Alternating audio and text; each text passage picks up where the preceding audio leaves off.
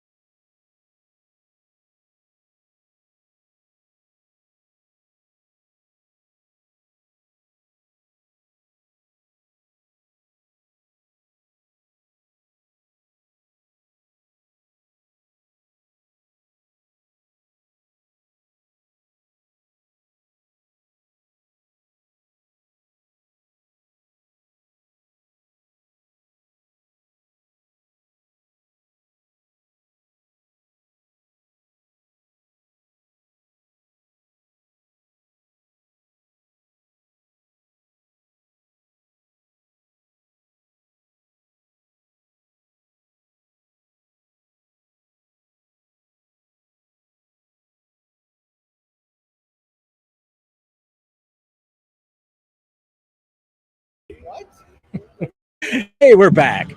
I hope you all enjoy that lovely silence and black screen there. Got everything figured out, so hopefully we'll be able to stay on here.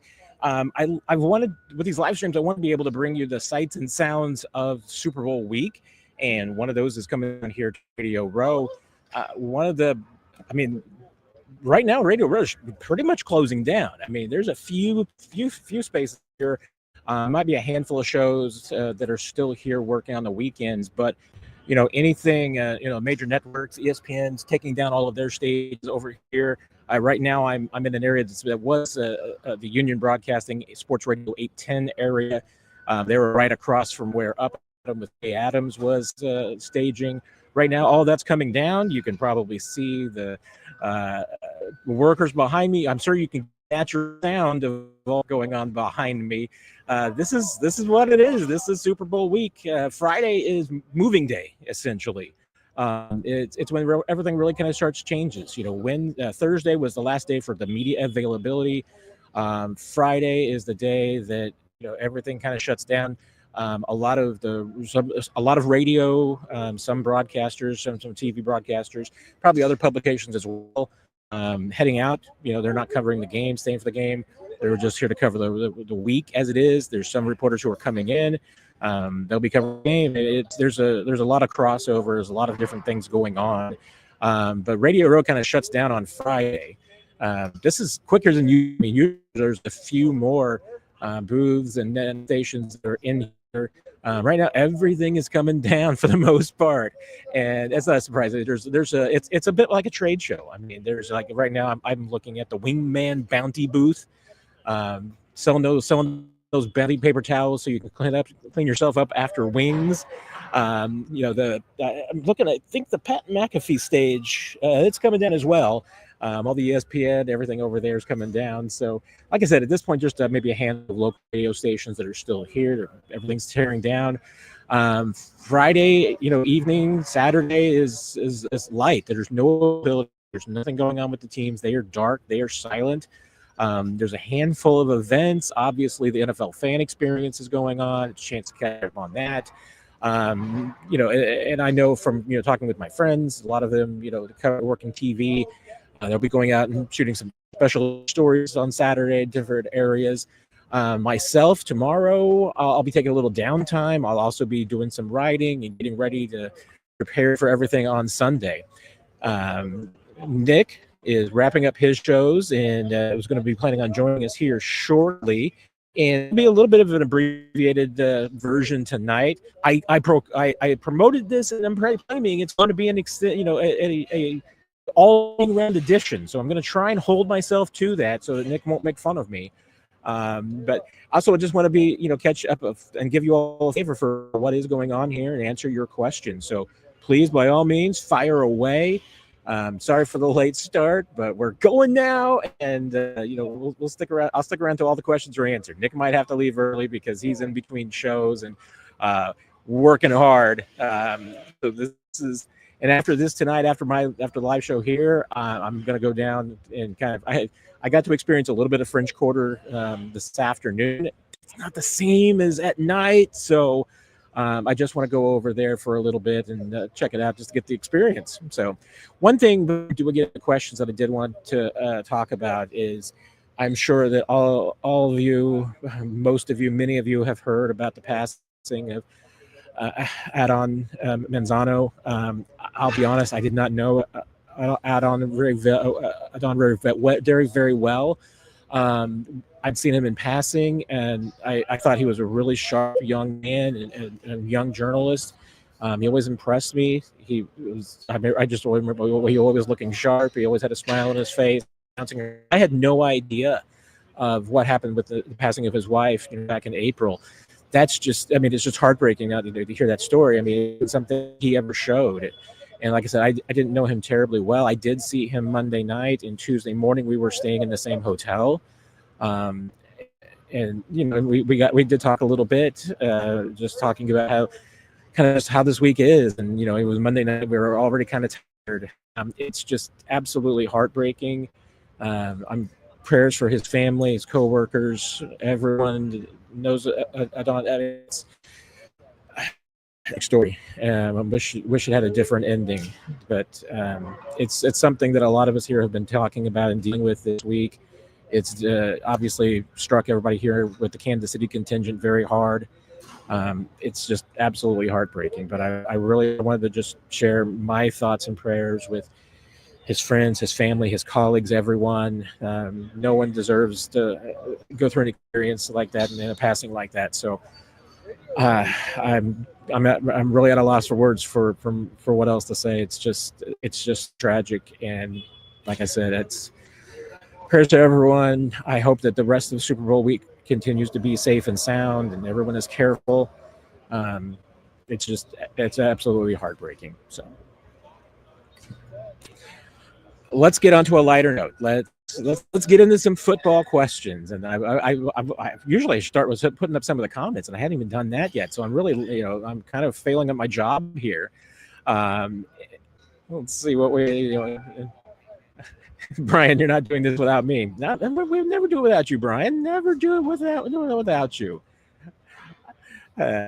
Jeremy, glad you're reading other fans. I wasn't even thinking about the franchise being on tonight, so that's a tough one. Yeah, I appreciate all of those of you who are coming in here. Hey, you want to come and pipe in, just pop in a question? You can do that, remember, and then watch it later. So you got that going for you. Great time to be a Chiefs fan. How lucky are you?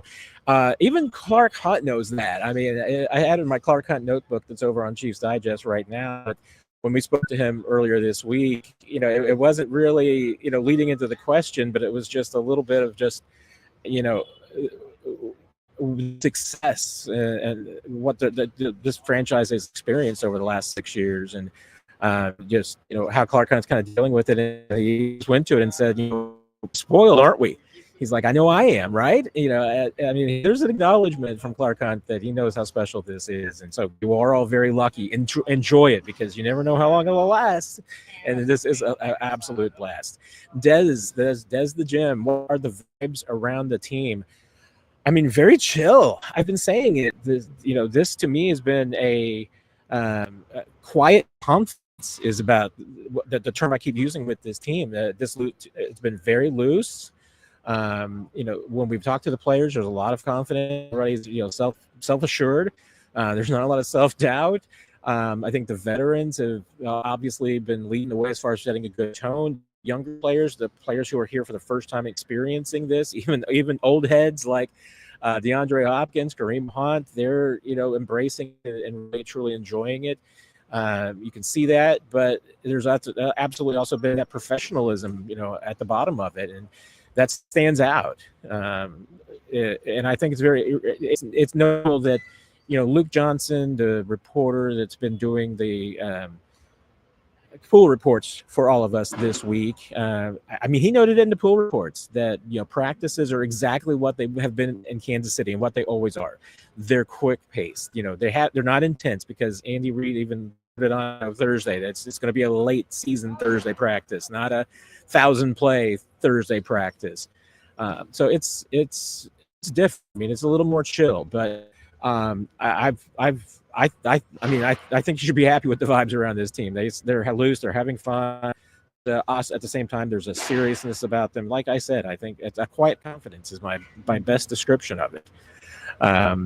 Paul got 3/4 of his yards against the bottom 10 rushing defenses. I mean, I'm not going to degrade, Barkley anything. I'm not going to take anything away from him because I think he's a really good back. He has been in the past. He's been healthy and he's been sharp this year. He's got a good team around him. He's had a good offensive line most of the season, a healthy offensive line most of the season. Right now, I mean, that's a challenge. And, I mean, I will agree. I mean, I think that this is a good match for the Chiefs. I think they can slow down Saquon Barkley. I don't think you can stop him. I mean, if the Chiefs hold him to 24 yards, I'll be really impressed. I don't think they're going to do that, but they're going to give up some yards. But I think that they are well equipped to hem him in. I mean, one thing you want to do is you have to stop the big plays. You can't give it like the Washington Commanders. You can't give up 60-yard touchdown runs to Saquon Barkley. You can't let him convert 2nd and 10 and pick it up and get him out of it. You can't let those big plays develop. And obviously, red zone, that's a key. He's a factor in the passing game too, but I think that the Chiefs can slow him down. So I know is in the green room. I will bring him in whenever he gives me the thumbs up. I think he's still probably working on a few things. So Des has the other excellent point here, which is that Spags with 2 weeks to come up with a plan. I have faith in him.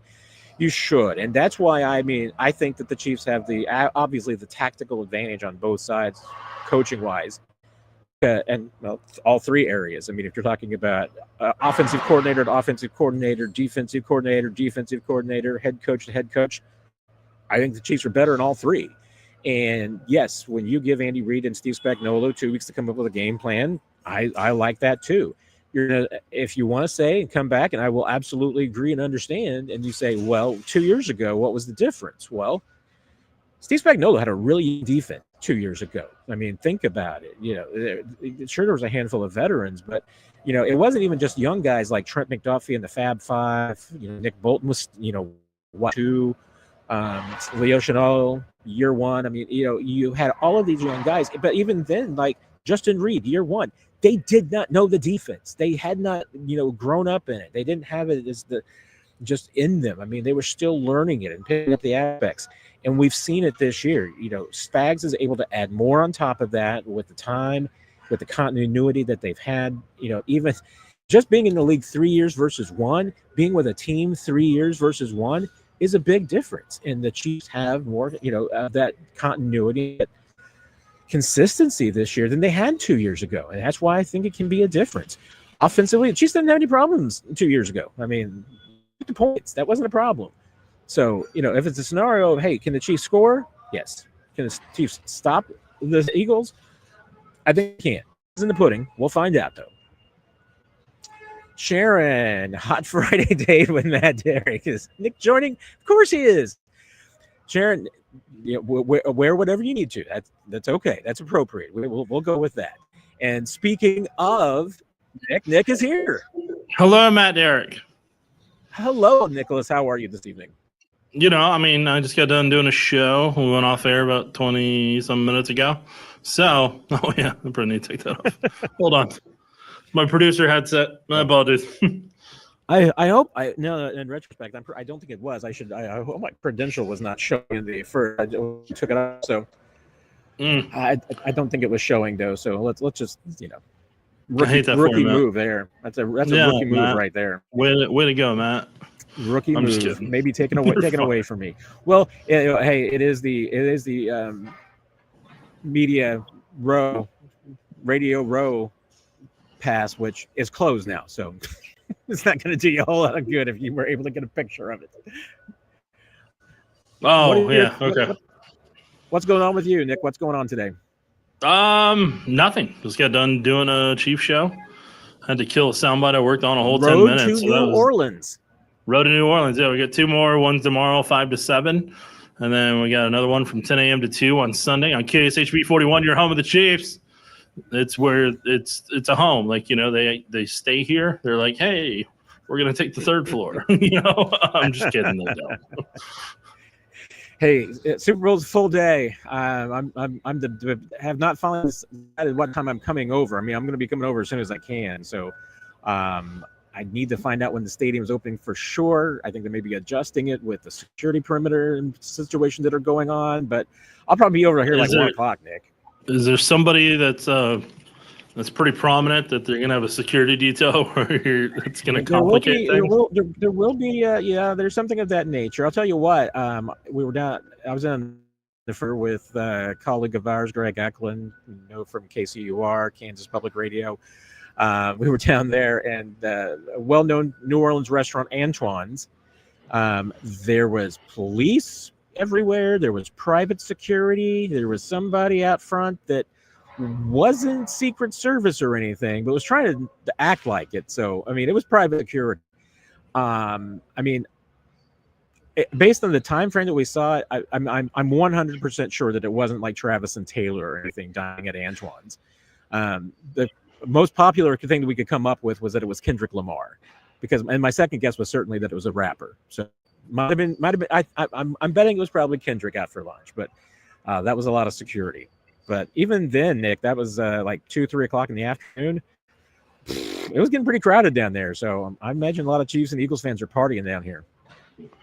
Based on the live shot that Mick Schaefer had and Kevin Holmes had at 6:30 on the road to New Orleans, yes, there are a lot of people in town, and they are walking on the streets, and they're enjoying themselves. Was Mick doing karate from the lamppost or anything? Or no, he was up on a balcony.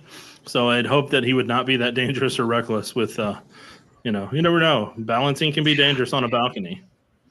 That's where I would want to watch Bourbon Street and everything. I in the French Quarter. I want to be on one of those balconies. I want to people watch. I don't know if I want to be on the ground. I'm going to go down there and check it out, Nick, just because I need the experience. But call Mick. See where Mick was at, and he might be able to tell you. Mick is. There you go. Yeah.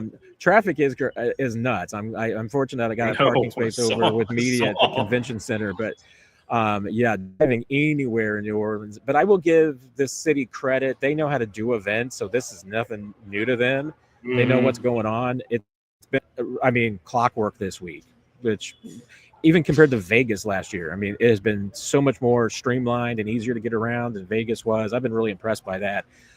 We'll see what happens downtown this weekend with all the events and the fans coming in. There's a lot going on with concerts and all of that, and we'll see what happens. But yes, I'm. You won't be able to see it well, but yeah, there's a mixed live shot. So you see, there's a lot of people in the background. A lot of people in the background there. I can see that now. Yes, but I'll get an even better shot here in a moment when they zoomed in and panned out. Any football thoughts, Chiefs thoughts? Almost like a sea of humanity. No, that's Trey Smith. Oh, I see. It's Trey Smith. There we go. Yeah, almost like a sea of humanity. Just people and more people. Give more me a people. Second thought about going there and checking more it out. People.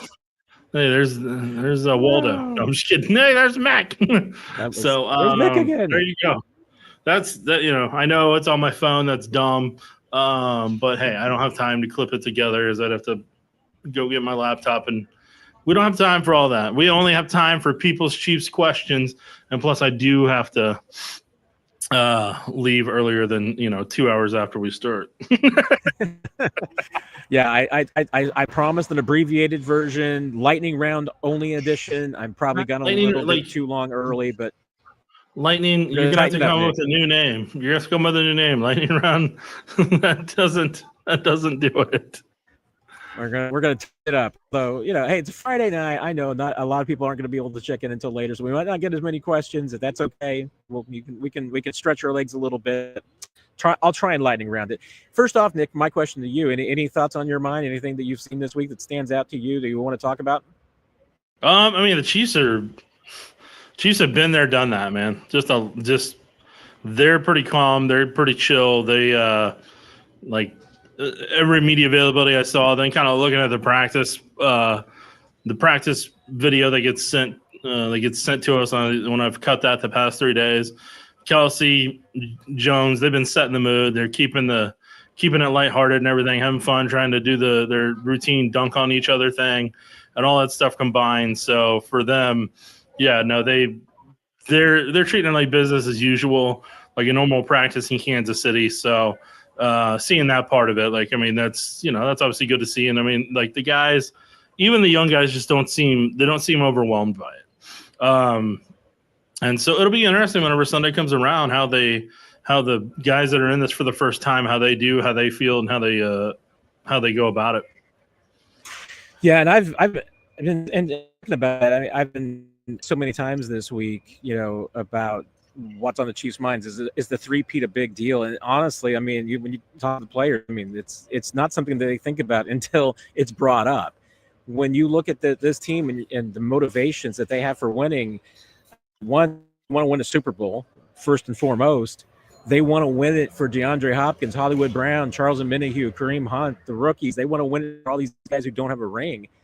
I mean, three-peating, they want a three-peat, don't get me wrong, but it might be third or fourth on the list. It's not their primary driving force. And I mean, I think that's where you want to be. And I'm with you. I've seen the exact same thing with this team when it's mood this week, and I think it's all business, but at the same time, they're loose and ready to go. And I mean, my one take on it is that if Patrick Mahomes comes out loose and comfortable and takes this team on a touchdown drive on an opening possession, Katie bar the door, because that's really been the one hiccup on postseason, especially Super Bowls, is he comes out a little bit amped emotionally and is a little bit fiery, too fiery. If he plays, if he keeps if he keeps the side of the force in control, Nick. So why are you forcing Katie to bar the door? Well, couldn't it be? Is that her job or what? That is in the Ozarks. That was Katie's job. All right. We'll go to your questions now. After my question to Nick, Mr. M, what's the over/under on a Nico Remigio touchdown? Nico Remigio. I just want him to hold on to the football personally. Like, that's all I care about. Anything else is a win. Just hold on to the football. Don't fumble it, because the Eagles have been able to punch out a couple of them in the postseason and during the regular season. So don't let it happen. Oh, and Matt, you got a $5 question.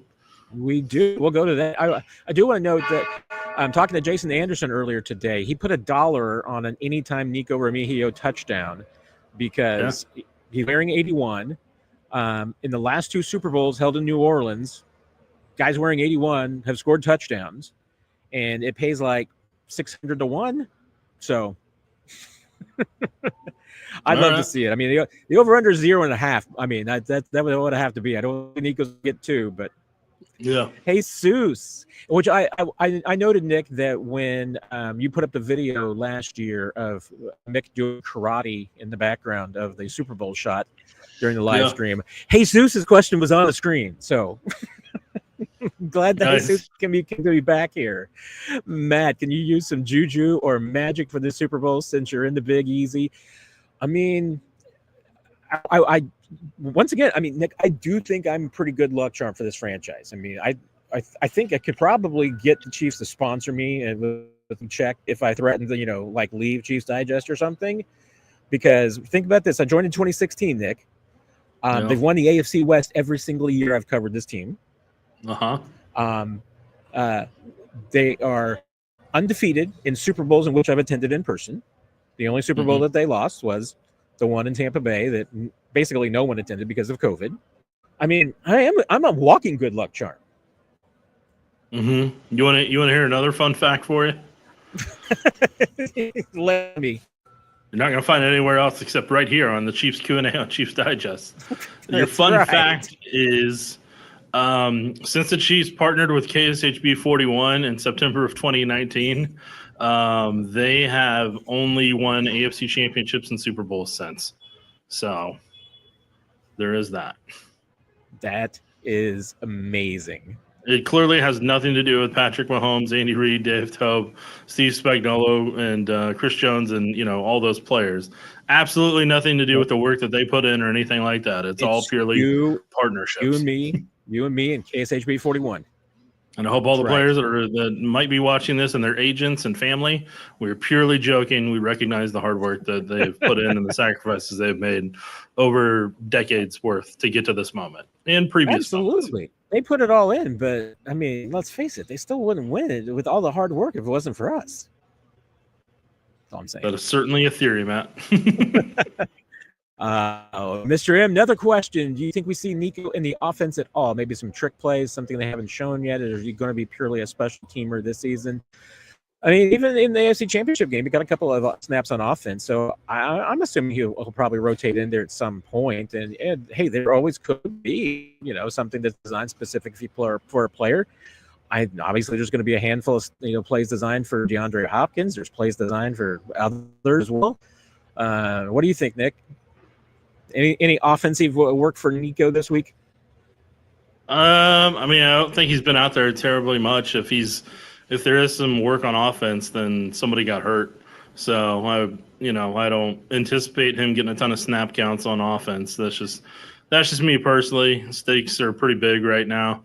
So trying to have him do a high workload, I don't know how that would fare in terms. Hey, I mean, Chiefs coaching staff, if they got trust in him, they'll do it.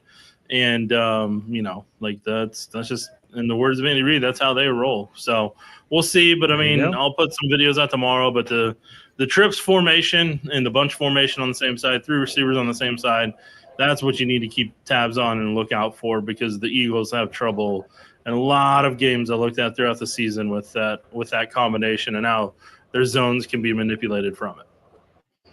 There you go. Jim, back again. Insight on who they're going to elevate alongside Swayze Bozeman, maybe Steven Nelson, to give him a bigger paycheck. Certainly possible. I mean, I'm looking at it. I did not get into the big math on it, and just quickly, I mean, this is also things you learn at the Super Bowl, Nick, when you get to an opportunity to talk to people that you don't normally talk to, and get to have some conversations with people in the organization, the players.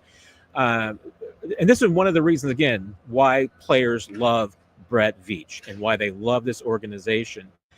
With both the Deion Bush and the Justin Ross elevations, Nick, both those players, with those elevations, they got an accrued year of service, because they were on an active or an inactive year roster for 3 games. So per the CBA, they get another credit towards their pension.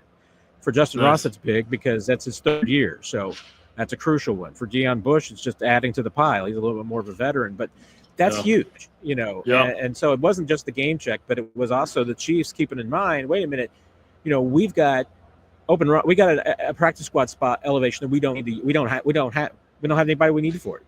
Is there somebody that we can help out by giving them an elevation, whether it's a paycheck? Both those guys, for instance, now will get playoff shares. They're going to get partial playoff shares. So I wouldn't be surprised, because the Chiefs don't have a serious for anyone else. Wouldn't be surprised if there is someone. It could be Steven Nelson thinking for coming in. It wouldn't also be a surprise. I think Anthony Ferkser might be in a position where a game was important to him for pension purposes. There could be somebody else that I'm missing, but that's the thing. And especially if the Chiefs want to reward someone who's on the practice squad that's put in a lot of work, and they want to make sure that not only they get that game check, but also they get, the playoff share. I mean, that's why. And I had a former player on the Chiefs after I mentioned that last week about the Chiefs using this as an opportunity to give players a little bit of extra money. Had a former player text me, says that's why players love Brett Veach. Yep, good deal. All right. Doctor Who. I keep thinking, if this was 4 or 5 years ago, how amazing it would be to have Hollywood, D-Hop, and Juju as your set of receivers. I mean, in their prime. Well, I mean, in their primes, and I think Hollywood's still kind of in his prime. He's just not 100% healthy, and doesn't have a full season of work. But having those guys 3 years ago would have been pretty awesome, Nick. Yeah, I don't think you'd been able to do that, because I think it would have been too expensive. So probably the circumstances have led them to where they can be here now for this key moment, and Hollywood Brown and DeAndre Hopkins have a chance to get that elusive ring and to help cap off a three-peat. There you go. Mr. M, hearing rumblings that the Chiefs might be interested in Elijah Moore this offseason if Hollywood isn't retained. Do you think he would work in this offense? Nick, I'm gonna be on your side this time. Mr. M, don't worry about that. that's a I won't even say I will say, yeah, it's a March problem for sure, but at least a February 15th problem. I don't know how Mr. M was able to hear that if they were mumbling. That's impressive. They were able to to understand that. That's fantastic. I get yelled at when I mumble. So the fact that Mr. M is able to hear that, maybe he can be a translator for me when I get yelled at for that type of stuff. Yeah, Elijah Moore, look, I mean, that's going to be a price thing. And whenever I watched him personally, tape of him ahead of the Browns game, there wasn't much that jumped off the page. I'm like, boy, the Chiefs really need to go after that whenever that's available. I hope you're taking a photo of a pigeon or group of pigeons. I am taking photo and video of the pigeon. Nick, the pigeon is back. Yeah, so that's right. The pigeon heard that you were doing another Q&A, and it's like, hey, got to go check on Matt, see how things are going. Can you get a quick interview with him? See what's going on in his world? Can you come over here for a few thoughts? Would you mind? What this week has been like for him? What you think? Does he have time for you, or is he got a really busy Radio Row? He's apparently busy on Radio Row, so he's moved on. So yes, ever since he got on that first show, man, he's just been big timing us. Since this is the show that we are putting videos of our phones on screen. Oh no, we could see it whenever you were rotating towards the camera. I was able to watch it. I was able to see the pigeon the entire time. He was strutting, dude. He's pretty proud of himself. Did he get any votes for NFL MVP from the AP or no? Certainly not comeback player of the year. There you go. Here's our pigeon. Oh man. Oh no, dude. Oh, it's your hot button. I totally forgot we just brought up your hot button, man. Oh, lightning round's never going to end if that's the case. I tell you what, well, and that's the thing. I mean, I will certainly go down that road. We could even do a podcast down the road about awards and the Pro Football Hall of Fame and how jacked up it is.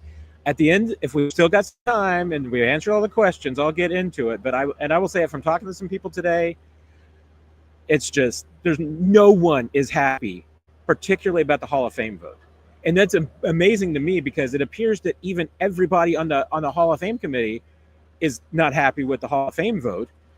And I don't understand why, because some of those individuals got their way by keeping people out of the Hall of Fame. And so I don't know how you can claim to be unhappy with the results when you got what you wanted, which was to keep some people out of the Hall of Fame. Yeah, so I guess you can, if we get to that point, you can explain it to me. I haven't kept tabs on it. I just know there was only 4 that got in yesterday, and I was kind of surprised. I don't know if it surprised me more. Guys coming up. I don't know if it surprised me more if there was only 4 people, or who ended up winning Walter Payton Man of the Year. I don't know which one surprised me more. Well, I mean, Eric Armstead is the guy that we talked about yesterday. He was like maybe our 3rd candidate outside. Like we had Deion Dawkins, Eric Armstead. He was. I never mentioned him once. Never once. I never once mentioned him in our conversation. I mentioned him, and you. And you might have mentioned him, you might have mentioned him, but I agreed. Do what? Well, I thought you agreed. So no, I said it's more of a lifetime achievement award for offensive and defensive linemen over the age of 30, and occasionally you get a linebacker or a receiver involved in it. But it seems like they rarely want to have quarterbacks with how many get NFL MVPs and the attention they get already. Well, I mean, once we went through the line, I thought after like Deion Dawkins and I'm trying to remember the other offensive linemen we thought. Cameron Jordan was my front runner. That was my front runner, and I said Dawkins was my second one. And Armstead for me was 3rd. So I'm just not. I just seemed like something that they might do, but I was much more surprised by all the other awards. But like I said, lightning round. And then we'll get to that. We'll get the rants. This is for Mitchell down later in the comment section. You continue to answer, but if Mitchell's watching, I'm going to let him see the shirt now. Excellent. Dear Math, I'm not your therapist. Solve your own problems. There you go. You had a math theme with the shirts this week. Do what? we had a math theme with the shirts this week because people are trying to three-peat. People are trying to three-peat, bruh. I just won a Super Bowl. We're trying to three-peat, so it's got math involved because there's more than one. Mr. M getting all his questions in tonight.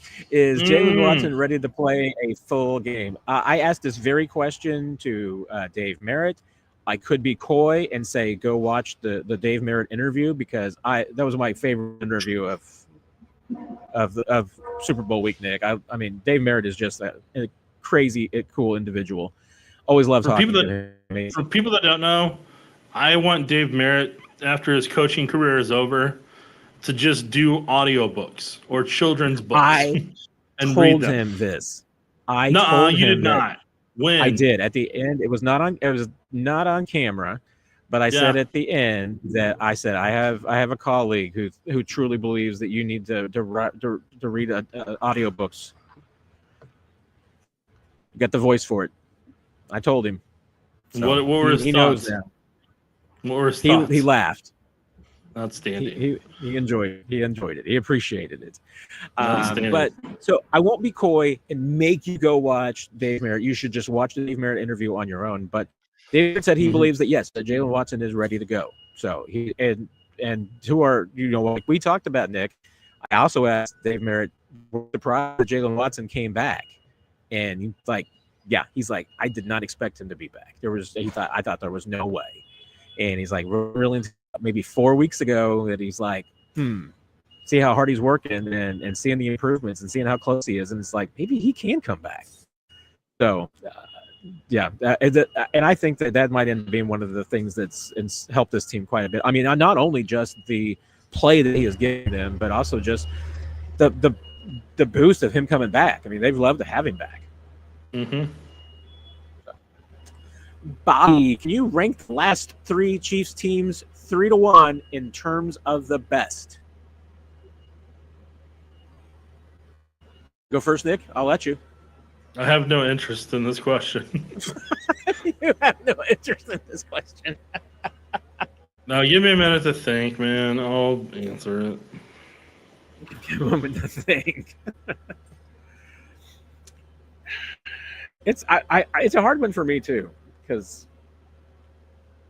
Well, I mean, I hate to say it this way, but until we know the result of Sunday, it doesn't really, you know what I'm saying? Like, you don't, I mean, I'll still do it, but like until, if they win and accomplish this, I think this is here's a category for me. This one potentially could be the best mentally tough team of the three in terms of mental toughness. Like, this one could be that in that ranking. Defense isn't going to be as elite as it was last year, obviously. Pass rush isn't as potent as it was the year or two before. Offense is a little bit better overall. But 2 years ago, the offense, it was next level. So, I mean, I don't know about in terms of overall what it is, because each one has their own strength and weakness, and the Chiefs have adjusted to each one of them. And it's really, I hadn't thought about it until going back and looking at it. 2 years ago, offense number one in the league, defense scoring was 16th. The following year, offense was 15th, defense was number 2. Almost a reverse image. 100%. This year, offense 15th, defense 4th. I mean, they're all very comparable. I don't think it's dramatically different. If they all played each other, Nick, I think I might go with this team just because the defense is more experienced. I don't think the numbers necessarily are, the key to how good this defense is compared to last year. I think it's just you got more guys who are in the system. If they didn't have the injuries that they had, they weren't missing Charles and Mayhew for this as much as they did at the beginning of the season, and still, being maybe less than 100%. Jaylen Watson missing him. I mean, the difference is L'Jarius Sneed to a little bit of a degree, but I still think this defense is just as good as last year. Offensively, to me, once again, it's about the same. It's a push, but a healthy version of this team, I think beats last year's team. I think I might take this team, especially if they win on Sunday. I'm definitely taking this team. If all right, here's the thing for Bobby. If this Chiefs team this coming week can make it a blowout, then I will give them first overall. And I would put them up at number 1. Then I'd put last year potentially at 2, and then that final team at number 3, just because of the defensive performance that game against the Eagles the previous time. But I mean, there's no guarantee on that, because like if they don't, I hate to say this way, but if they don't win the Super Bowl on Sunday, then you can't, you're not gonna be able to put them first, and they essentially end up being number 3 in the ranking. Yep. Brad, who is the standout seed this weekend? I mean, I'm on record. I'm going to go down with it. I think Xavier Worthy's going to have a big game. I mean, really Hollywood been a part of it, but Xavier just seems so primed and to just be able to take advantage of some things speed wise. I think you get him the ball in space. I think he can do some things against this defense, Nick. Yeah, I mean, I think he'll be the most exciting one once he has the football in his hands, as long as he holds on to it and stays in bounds.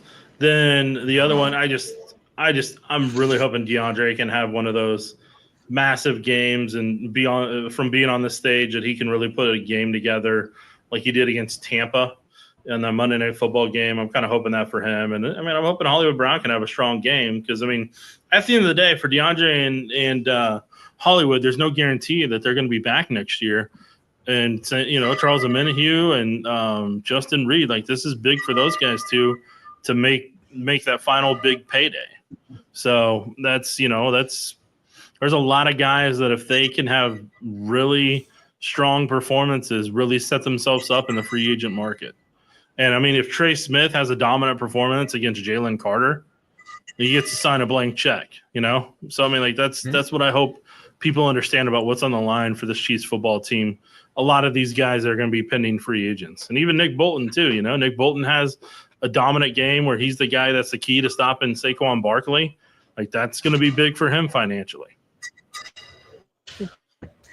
Really, it could be a big game for a lot of those guys. Des, how much do the players get to see their families Super Bowl week?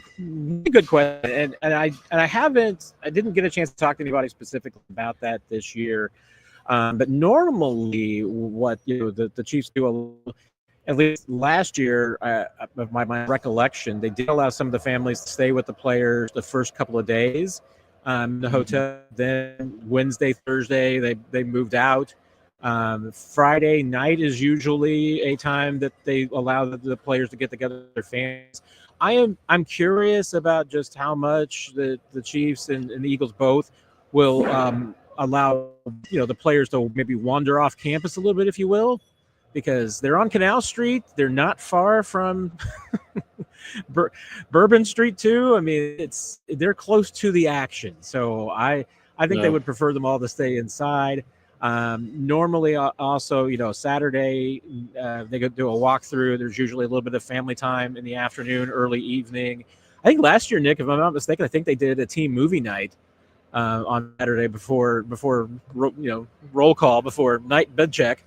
Because, hey, you don't want anybody wanting the reservation late. So once you get to Saturday, you kind of want everybody locked in where you can see them and nothing bad happening. But the players do get to see their families probably a little bit more this week than you think. Yeah, I was looking through Instagram to see if any of the guys had posted any stories recently in the past, couple hours. It didn't look like it.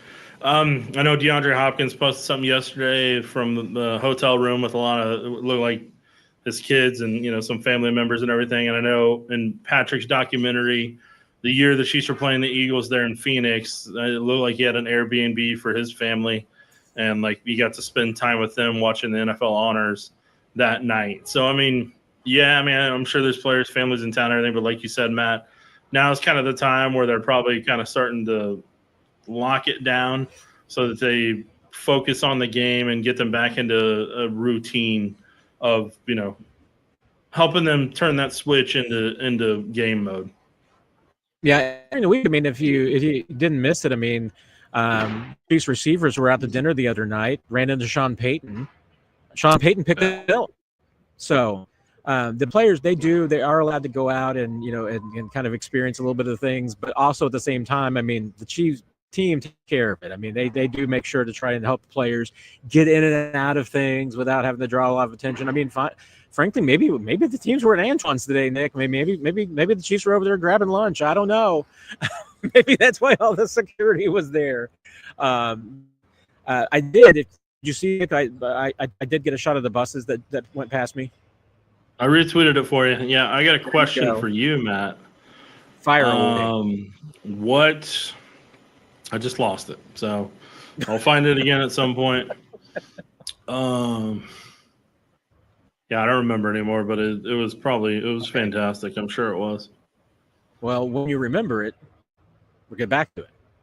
I doubt it. I'm probably gonna forget it. I think it left for the night. Nazeeh Johnson is not going to try to cover any wide receivers, right? Please, someone help me sleep at night. I mean, Nazeeh's done it as much as he can, and that's one thing that, in that conversation with Dave Merritt. I encourage you to watch it, Mitchell, especially if you want to know how the Chiefs feel about Nazeeh Johnson for 2025. Because there'll be some very good insight into you there. I mean, look at the rotation. I mean, it took the Chiefs, Nick. It took them 17 weeks to figure out their defensive back rotation. I mean, it was a lot longer than they wanted, but they finally got it. I mean, and Jaylen Watson coming back helps them. But there's no doubt. I mean, Nazeeh gave them some snaps when they needed it and did yeoman's work. And they tried everything. And Eric mentioned to me, the experiment with Keith Taylor as the red zone corner. And I mean, they tried everything. I settled onto a rotation, Nick, right now that I really like, and it has been very, very good. Yeah, my question came back. It found its way back to me. Yes. What did you think about Sean Payton announcing that publicly on Up and Adams, like telling the story behind it? What did you think about that? I have some thoughts, but I want to hear if I'm being too jaded on it. Maybe I'm being jaded and I'm cynical because I thought that it was a story designed to make Sean Payton sound like a really good guy. Because normally if you do something like that, maybe keep it to yourself. Let somebody else tell the story. Right. So like threefold on this. My first one is, one, you did a humble brag when you said how much you spent on your card for it. That, like you said, the dollar amount. That's dumb. That's a humble brag there. You could have just been coy about it. Then you did talk about it. You're like, oh, whatever. And then I also don't know if it technically violates anything from a tampering perspective. If any of those guys, like, I don't know, DeAndre Hopkins and Hollywood Brown are free agents after this year. Like, he opened himself up to that, too, if there's, and then to kind of take the pot shot that he did, and he's like, oh, yeah, I'm surprised Andy didn't pay for it. I'm like, come on, dude. Like, you're really obsessed with the Chiefs, and you're taking little jabs, and I just found it, I'm like, all right, dude. Like, he keeps trying to get into the Chiefs' head, and he keeps trying to talk about the Chiefs and make it all about the Chiefs. And I'm sure there's some theme with his Broncos players and everything. And, like, he's got an intent behind what he's doing. He's keeping Chiefs on the brain because he thinks that that's who he's got to topple to create the kind of program he wants to in Denver. So that's interesting on that. I don't disagree with anything you said. I think there's legitimacy to it. Jesus, another super chat. Thank you, my friend.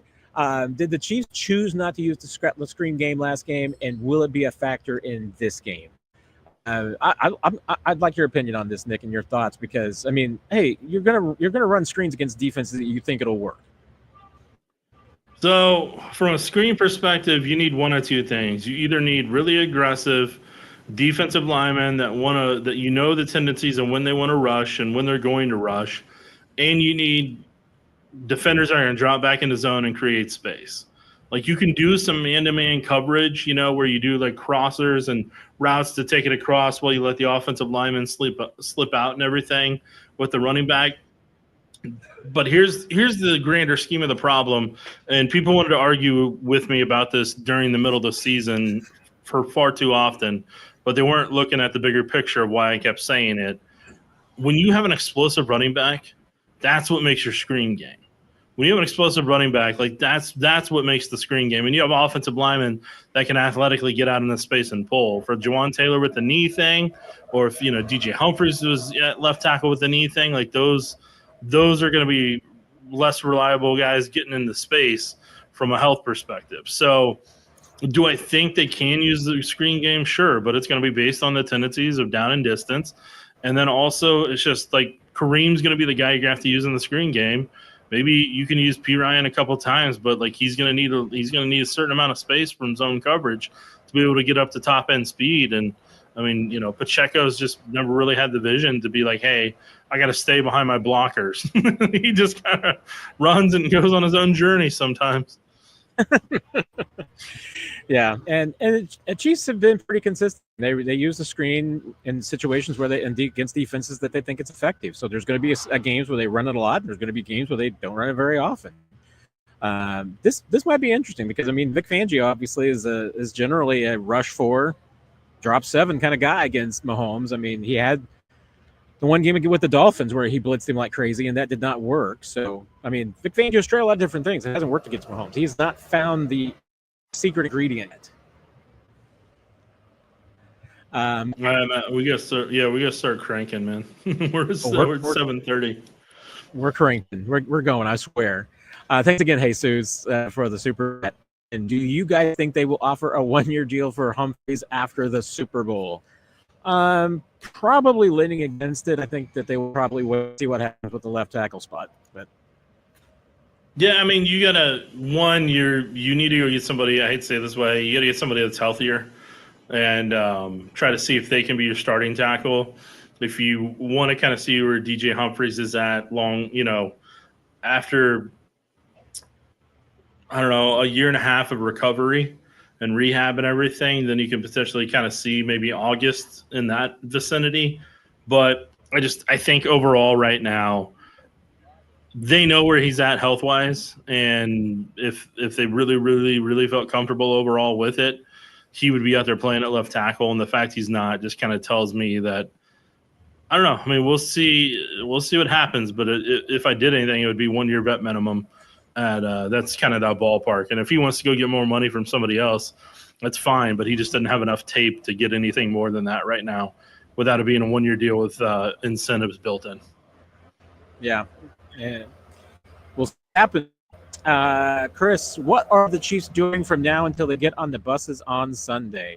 Like I mentioned earlier, I mean, tonight is really kind of last night for friends and family. I mean, they've got an opportunity this evening to spend some time with everybody. Saturday morning, they'll do a run-through, walk-through. Saturday afternoon, just final team meetings, brush everything up. Saturday night, they'll have like I said last year, I want to say that they did like a movie night with the team. They keep everybody in the hotel. They don't want anybody going about, like I said, getting out and causing any trouble or getting in any trouble. And last year too, I mean, they also, some of the veterans will speak up. Last year, Travis Kelce gave a speech that apparently had guys crying. So we'll see if Travis makes a speech tonight or. Yeah, and in the past, haven't they had like Jimmy Johnson or somebody else kind of come in and talk and everything? What would be hilarious is if we find out down the road that Tom Brady came in and gave a speech, even though he's broadcasting the game in a part Raiders owner. Hey, Brett Veach invited Chris Berman out to practice today. So yesterday rather. Chris Berman was yesterday, out there yesterday. So there are visitors. He's going to invite us to practice, Matt, huh? Tell me about it. Oh. Brian, everybody's got Nico Remigio questions here. Will Remigio be used with Worthy as a dual deep threat, maybe free something up? I mean, as a one-off design play, maybe, but yeah, that's the short answer, Nick. I mean, Remigio is not a deep threat. He's more of a contested catch. Maybe get a couple steps on a guy. He's in his role that he's supposed to be in right now, especially with the likes of Juju Smith-Schuster, DeAndre Hopkins, Hollywood Brown, and Worthy in front of him. Yeah, a slot kind of role for Nico would be the thing, but right now, I mean, he's depth. He's a rotational piece as a receiver right now. I mean, you can't design something for him, but Yeah, I'm with you. I wouldn't see it as a deep threat like that. If you're going to do Worthy, I mean, you'd be doing him opposite Hollywood. Chiefs Kingdom. How do you expect the O line to hold up against Jalen Carter? Any comps from got a earlier troll in alert! Troll alert in the comment section. Uh oh. Troll alert! You got any administrators to handle business, or do I need to handle business? Well, who's causing the problems? Troll alert! You're talking to me all wrong. It's the wrong tone. The wrong tone.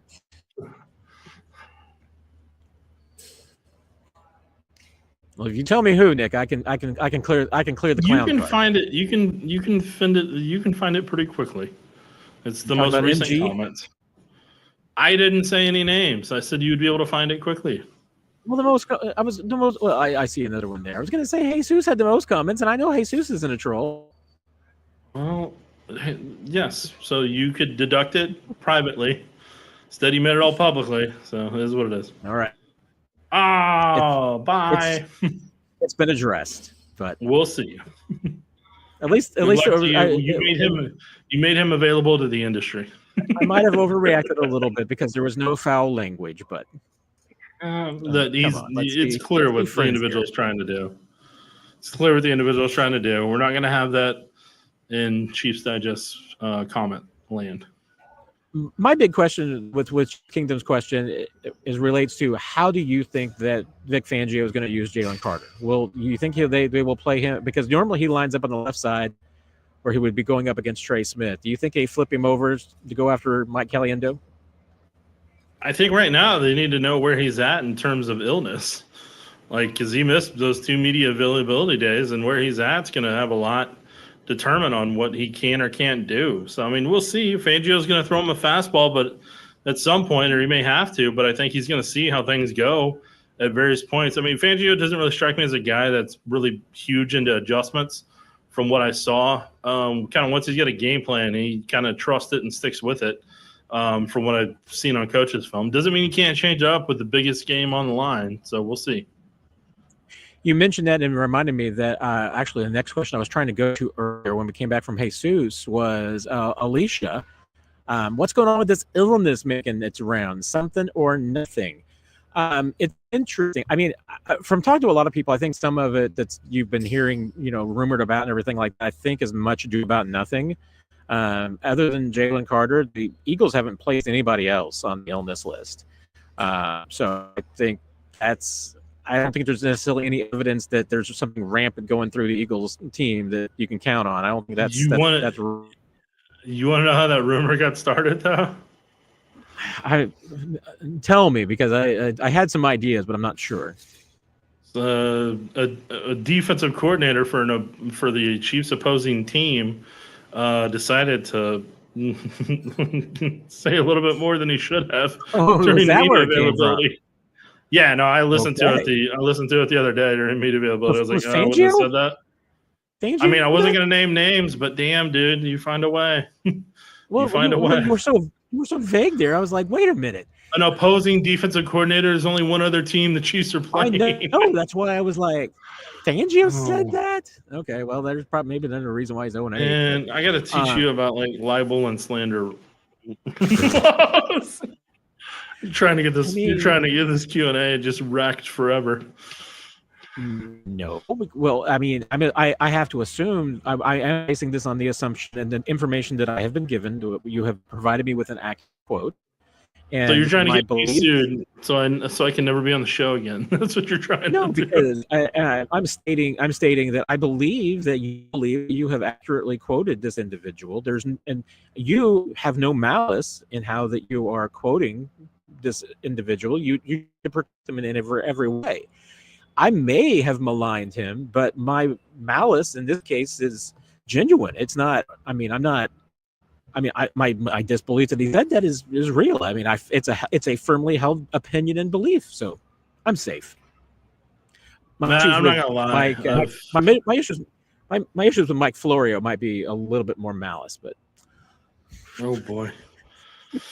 Boy. Alicia, on the Chiefs side, I mean, and some of it too is certainly, I think there's some allergies from being down here. I know a couple of I'm trying to remember. There was one of, I think, the Chiefs players that had a little laryngitis. I know there was some laryngitis on the Eagles side. There was laryngitis in the media. So there's some of that going around. I do know there's a lot of people that, aren't used to the maybe the certain pollen and allergens of this area that are being affected. I can tell you, Matt Arises was not of that kind of nature. I mean, there's no big deal with that. I mean, they put him on the report because he's sick, but it's no big deal. Not going to affect him on Sunday. So his is a little bit different than what's been going on with the Eagles side of things. So Jeremy, the Sharp brothers are the first brothers to go into the Hall of Fame, and the Kelsey brothers the second. I mean, unless the Pro Football Hall of Fame gets his act together and puts in Eli, I guess. But yeah, I don't know. We'll see. We'll just see and check back in 6 years. Yeah. Maybe I think it'll be the second or the know. third, Jeremy. I think it'll be the second or the third. But then again, I mean, knowing this committee, I mean, now, I mean, if this committee says that this is the standard to get into the Hall of Fame, Jason Kelsey might not be a Hall of Famer with some of these people's minds. So yeah, I don't know. I don't know the rules and details about it. So I'm sure that'll be a conversation for later. Just for my therapy reasons, Nick, some point in the next month after the season's over, we need to do just a podcast about the process for the Pro Football Hall of Fame, so I can feel better and just get it out of my system for an hour. And that's fine. We got time. I don't have to pay a therapist. Yeah, just like math. Math doesn't want to either. There you go. Jedi, how are you all feeling about the Chiefs O-line versus Eagles D-line? He is scared, Nick. Well, Jedi clearly didn't listen to 41 as the mic when I broke it down. Look, Jalen Carter is the guy. Like he's in the words of the Big Lebowski, he's the dude. So like that's the guy you got to handle. So worry about that. And if they do that, they'll be fine. If Jalen Carter starts causing trouble in the backfield, then Chiefs are gonna have to make some adjustments. So look, I'm just telling you right now, Jedi. I'm not gonna play a mind trick on you, but what I am gonna say to you is, sorry, man, I didn't know you were drinking because you're stroby from your internet connection, so I couldn't tell till after I said it. That's my bad. But no, I mean the thing I was gonna say is that like the defensive line the Chiefs played 2 years ago was much more ferocious than what this Eagles line has shown overall in the coaches' film that I've been able to watch on them, which now is sadly at 12 or 13 games and includes all the postseason. Still got a couple more left, but I feel pretty good. You're an animal. Brian, Mahomes is aware. No, I'm Nick. This is the second time today that you've tried to deny you're the person that I think you are. Mahomes is aware of how huge this opportunity is and that it will likely never come again. He cut loose and stretched the score. I mean, Mahomes knows the situation. I mean, and I think he's been making the best decisions of his entire career over the since the Buffalo game, he's been, a laser. So I only thing I'm worried about with Mahomes is the first two drives. How long does it take him to get settled in? If he's settled in from play one, this could be a sight to see, baby. Yeah, I mean, I'm interested to see, like you said on the show with on the zone with Jason Anderson this morning. Like those first two drives are going to be really interesting. And shout out to Paul in the comment section that says I'm always crabby. Thanks for stopping by, Paul. You're not crabby. Dude, people think I'm angry, think I'm bitter, think I'm crabby, whatever. If I don't have a sport coffee, I can't be the juggling clown that some people want sometimes. You don't have to be a clown. You don't have to perform for us. Dude, there's some people that think I do, man. They think this is television in a Netflix series sometimes, the way they make comments, man. Oh, Mizzou 19. Given the perception that KC gets favorable calls and the league shooting down that notion, are you concerned about an overcorrection by the refs, even subconsciously, and it costing the Chiefs? I mean, I've thought about it that maybe the officials will be able to cognizant. I mean, there's a certain element of human nature to this that could absolutely get into their minds, but it comes down to me that by and large, I believe that the Chiefs get called for fewer penalties in the postseason. There's twofold. One is that I think they have better focus in the postseason and they have fewer penalties. Number two is that in the postseason, officials universally call significantly fewer holding penalties in the postseason, and that's one of the calls that the Chiefs have had the most trouble with. I mean, that's how false start. If the officials aren't going to call holding as tightly as they did during the regular season, Chiefs are fine. Yeah, we'll see what the All-Star crew that got voted to this game, what they end up doing collectively. So, I mean, it'll be interesting, but I mean, it was funny whenever Andy got asked about it at yesterday's podium or the day before's podium. They're blending together, but I think it's yesterday's podium. Whenever he got asked yesterday about it, because I ran the soundbite tonight on Road to New Orleans, and then he's like, no. He's like, it's insulting the officials. He's like, there's some calls I don't agree with and everything, but like makes for a good story, right? And I'm like, coach with the sneaky little jab there.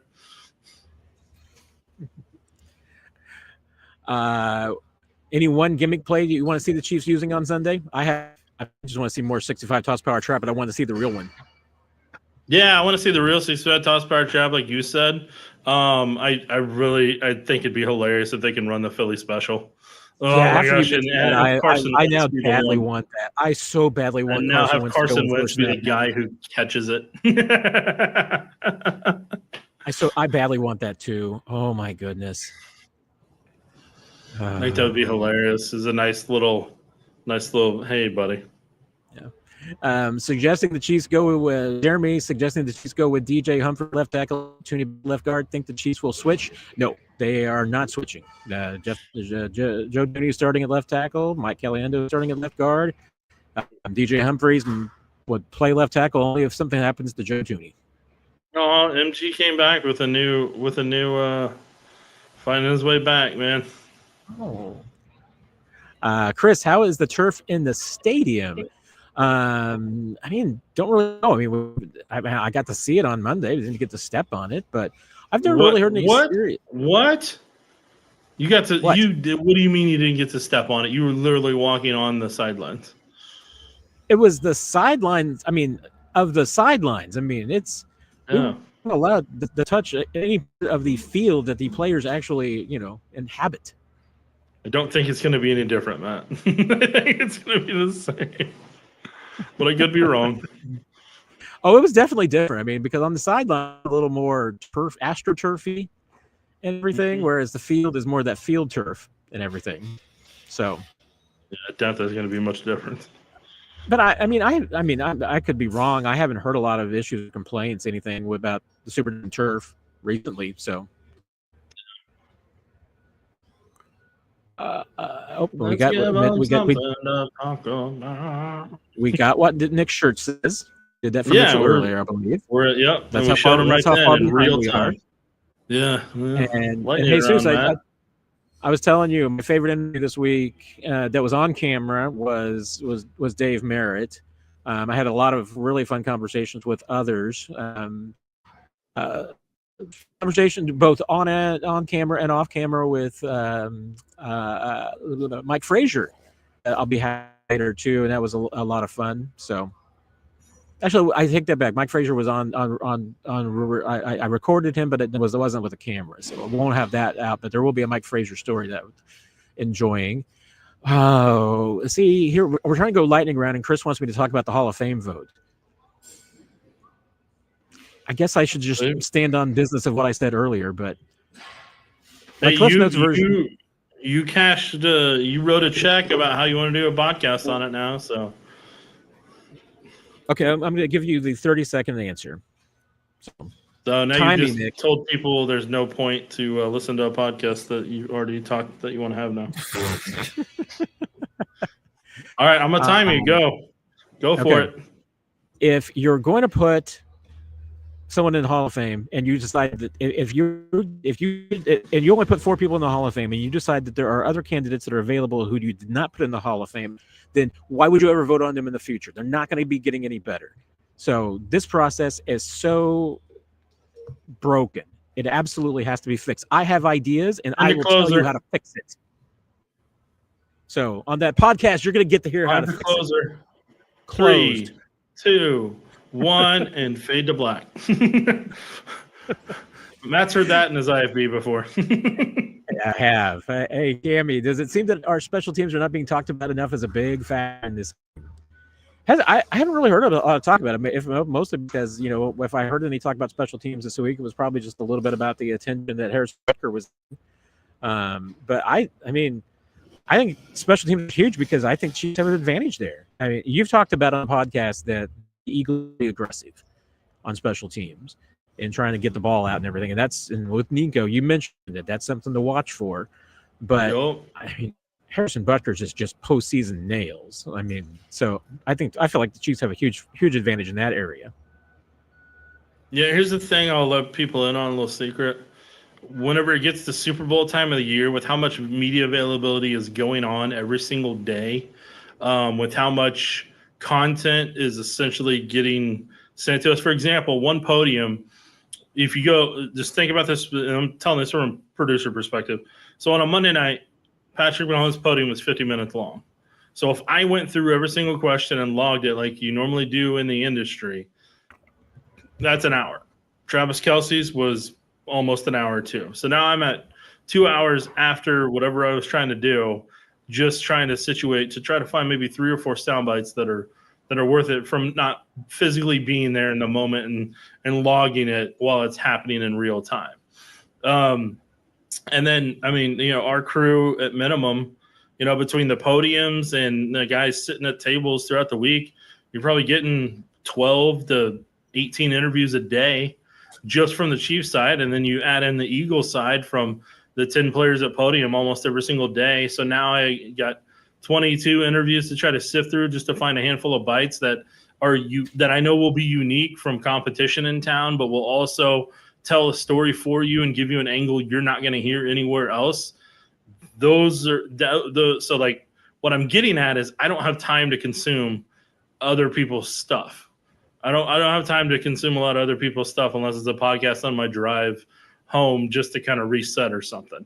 If I don't call somebody to talk to them for a couple minutes. So I'm just telling you, I don't know who said what about anything. People could have talked about how Matt Damon's going to be the difference maker at wide receiver for the Chiefs.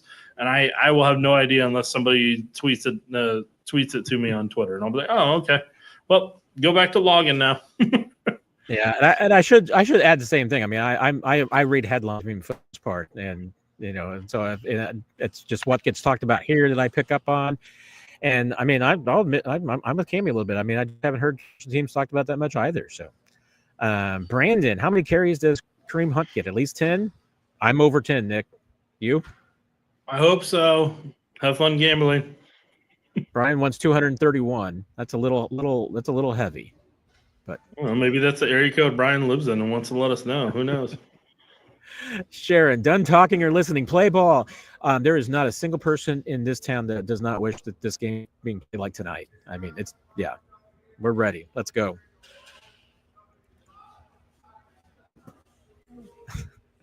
Colby Moore wants to vote for Mike Pennell to throw a touchdown on Hungry Pig Right 2. Oh, if that happens, Chris Jones is not going to be happy because he's been trying to get an offensive touchdown for years since he got here. This is true. And I mean, I would love to see Chris Jones lined up in the backfield, but it would also terrify me at the same time.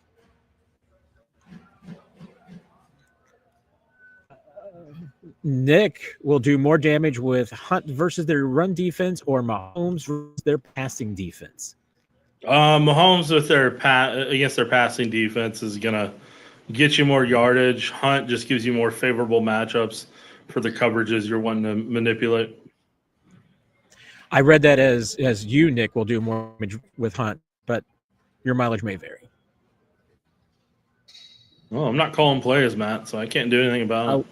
Alicia was with you, Nick. She thought Sean Payton took a shot. And how is you saying that Sean Payton taking a shot any worse than me saying that, I can't believe that Vic Fangio, said about his illnesses.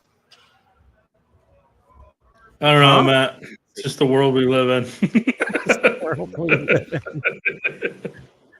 Chris Jones, over under 2 sacks. No idea. Possibility, though.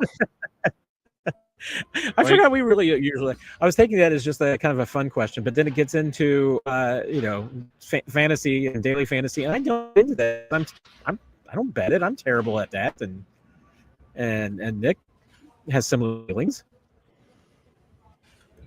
We'll find out. Let's see. I have. Good luck with your gambling.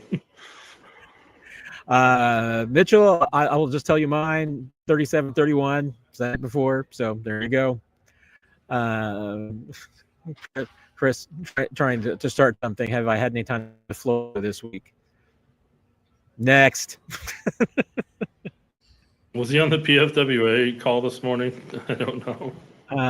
Don't know. I couldn't care less. I hope you get to sit next to him in the press box for this Super Bowl as well. Please don't let that happen. How am I? I'm not in charge of the seating chart. Make it sound like I'm in charge of it. KC Chiefs 12. Enjoyed the Chris Berman story on 8-10. Can you tell it one more time? Okay, quickly. In college, I had a class at Mizzou that required us to study a media company during the semester. Research them, reach out to them, interview somebody who works there, all that kind of fun stuff. And since I wanted to go into sports, I chose ESPN, so I wrote my papers and everything about ESPN, studied them. I was going to New York through Philadelphia to go see Letterman on spring break. And since I was going to be in the Northeast anyway, I called up ESPN, got connected with a guy named Dave Nagel, who was in PR at ESPN for 36 years. He said, yeah, come on out. I'll show you around. So he spent like 4 hours showing me around ESPN in 1994. And there were only 2 on-air people in the building. And, that when he had me going through the studio and where the anchors and all the reporters' offices were, there were 2 people in the office. And obviously at this time with ESPN, their live shows were all at night. So, you're probably coming in at 2 o'clock. I mean, because if you're working at 10 o'clock, midnight, you're not coming at 11 o'clock in the morning. There were 2 guys in the office. One was Keith Olbermann, and the reason why he was there was because they were getting ready to move him back from ESPN2 back to ESPN. So he was doing some stuff.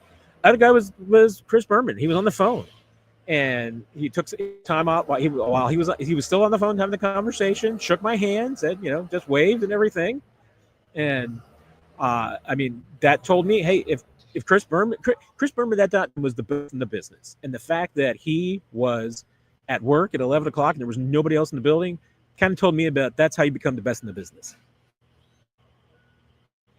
So there you go. Did we catch up, Nick? I thought you were saying we were woefully behind. I think we entirely caught up. Yeah, we were a while ago. You got up to speed, bud. Well, thank you. I appreciate that. Rocky, juiciest matchup in this game. What's your juiciest matchup, Nick?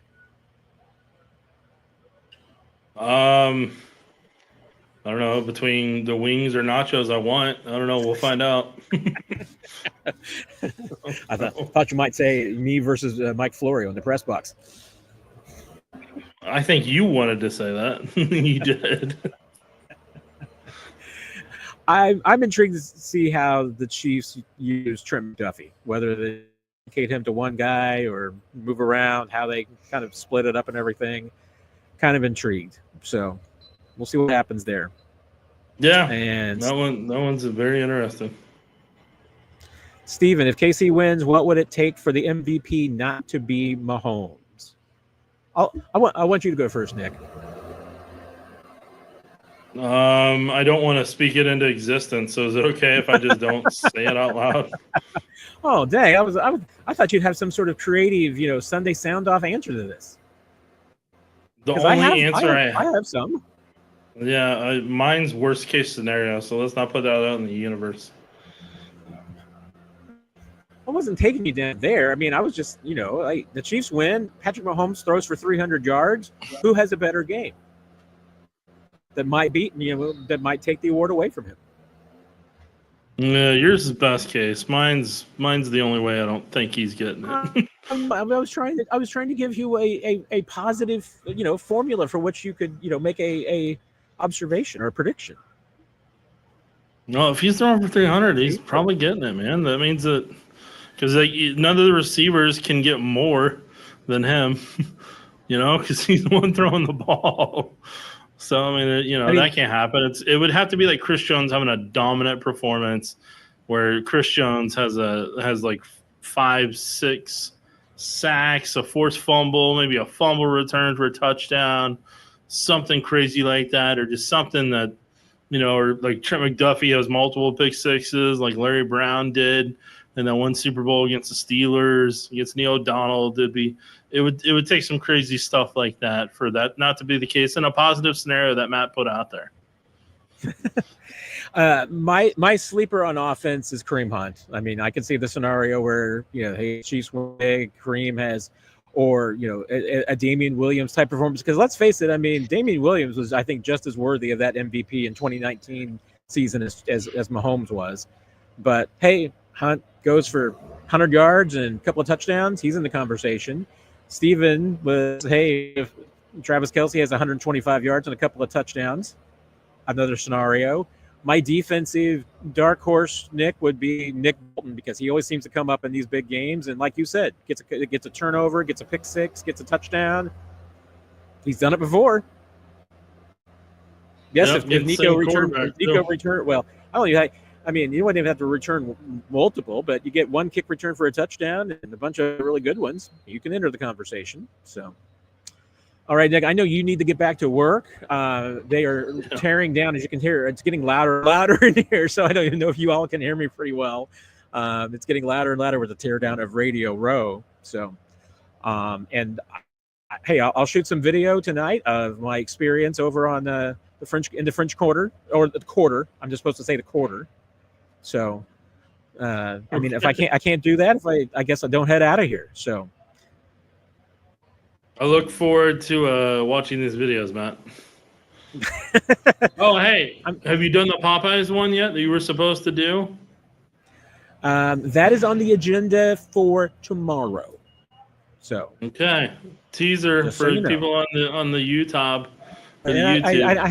I'm really behind because I haven't even posted my Willie's Chicken Shack one yet, and I need to. Oh yeah. Way to go, Matt. It looks like you got a busy Saturday. I'm failing at letting you share my journey here in New Orleans, but I'm trying. I am trying. So. Well, I would just be enjoying it, like you're not letting me share. No boy. All right. Well, next time you see us together will be on 41 is the mic, sometime after the game. Not sure when, because we're going to be both busy, win or lose, later and later if they win. So I think your hope is that, you get 41 is the mic podcast like on a Monday afternoon or something, but we'll figure it out sometime after the game. And then, hey, we'll start getting it to post, off-season mode, but when the mic isn't going anywhere, you'll still get us every Sunday. Have the live streams on Tuesday. So not going anywhere, Nick. Yeah. Well, I'm just trying to get through today. I mean, I've broken down. I'm drinking Dr. Pepper because I wanted to be more. I mean, I was trying to avoid caffeine. Like the other night, I felt like I was maybe a little lethargic on the live stream. So I wanted to make sure I had sport coffee level type energy without the sport coffee. So, but after the Dr. Pepper wears off, I am absolutely going to crash because my body is broken, Nick. Why is it broken? Is it broken because it's done so many amazing things this week at the Super Bowl? Because it has walked all over the place. It has stood all over the place and sat in some very comfortable chairs. All right. Well, Matt, don't forget. I just texted you a reminder you asked for the other day. I saw that and I was thinking about that, and I was also, what was I going to say? I had a thought on my mind. What was I talking about, Nick? But you'll find it. Just like I found the Sean Payton question I had. You found the Sean Payton one. It That's was right, Matt. Yeah, I thought it was interesting, but now I don't remember. It's all right, Matt. You'll get back there. I'll get back there. Oh, my body being broken. I was going to tell you. I was going to have you guess over under on how many steps I've taken today. How many places did you have to go? Tell me that. Let's see. I got to the convention center, went to a couple of meetings, went to Radio Row, went to lunch at Napoleon House, the French Quarter, walked back to the convention center, picked up my credentials. I think that's it. Okay, so I'm gonna go 15,500. Are you a witch? What? 15,307. Yeah. Holy cow! Are you okay? No, because I mean, you're a witch. No, I'm not. I can't believe you would do that. That feels like libel or slander, sir. Now I'm like, why don't you predict the scores every week? I mean, goodness gracious, you'd be nailing them. Hey, Matt, you want to hear something fun? I would. Then people would come to me all the time wanting score predictions. Well, now I'm coming to you with predictions on how many steps I've taken every day. No, I needed you to tell me how many places you had been, and I was able to calculate that based on events I've been to and how when I've tracked it myself. See, this was not the most. I did 18,000 the other day. Hey, pop up Chiefs Kingdom here is talking smack right now at 8:37. Okay. Last comment here. Rude, Chiefs Kingdom. Just rude. Rude. Rude. Okay. I'm sorry. That means Alicia wins with 13,000. So could have said one step apparently by Chiefs Kingdom's standard. Get out of here, Chiefs Kingdom. No, seriously, thanks for showing up. We appreciate it. All right, everybody. We're going to get out of here before I get run over by some union forklifts or something. Really, it's been yeah, you can tell I'm a little punch happy at this point, or whatever you call it. Yeah, I'm tired, Nick. I'm not going to lie. I'm Chiefs like Kingdom. I know, but we like to throw it back at people, and it's fun. That's what keeps it engaging. It's called engaging, Chiefs Kingdom. I'm recognizing you, I'm hearing you, and then I'm responding because that's how we roll here on the Chiefs Digest Q&A. Yeah, especially if you're like you're Justin. You have a burner account. I don't have a burner account. I don't have time for it. No, I was talking about Justin. We were giving grief for accusing him of being a burner. Oh yeah, burner. Yeah, no, I do still think it's a burner account. But we really do need to change the show though. From we need to change it. The Chiefs Digest A and Q. We give you answers and you ask us questions. Got to be different, Matt, and we're gonna see how many people copy us on that as well. Burn, didn't you hear about the burn? I said I burn. Burn. I said I burn. Burn. Look what you all created. You thought that Nick was grumpy.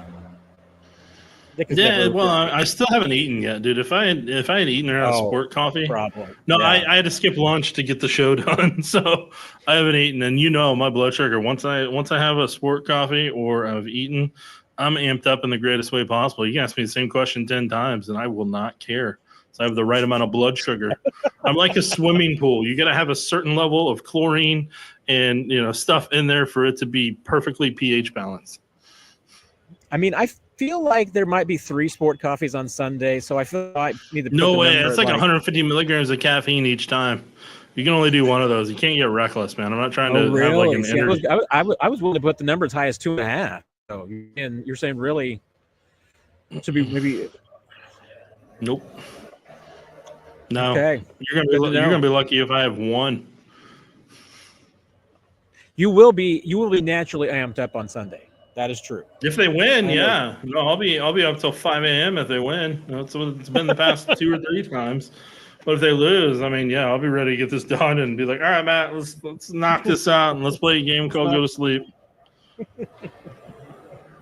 All right, everybody. Well, hurtful, Brian, hurtful. I am not acidic. That is hurtful. Okay, just understand words hurt. So I'm gonna get a T-shirt that says "Words Hurt" at some point, and I will wear it on the show.